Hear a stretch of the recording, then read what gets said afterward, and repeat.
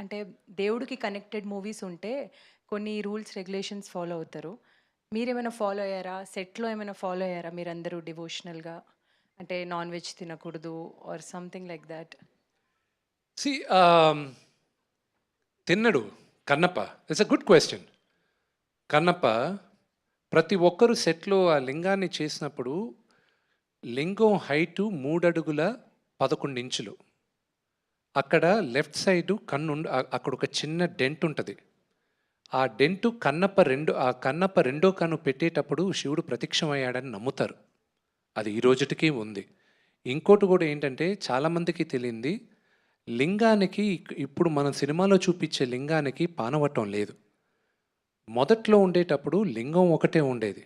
తర్వాత పానవట్టం తీసుకొచ్చాం. అదొక డిఫరెంట్ చరిత్ర.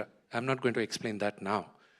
బట్ తిన్నడు కథ is against all the rules.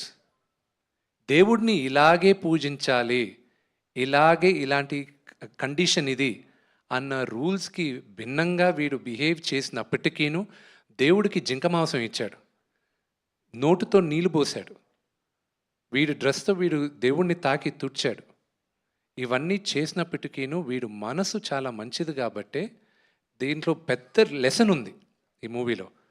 So, నాకు నాన్నగారు వీళ్ళందరూ చాలా నిష్టగా ఉన్నారు గానీ, నేను తిన్నన్నే. సో, నా శివుడితో నేనెలా ఉండాలో నేను మనస్ఫూర్తిగా ఉన్నాను నేను. విష్ణు గారు. మధుబాల గారు, ఫస్ట్‌లీ వెల్కమ్ బ్యాక్.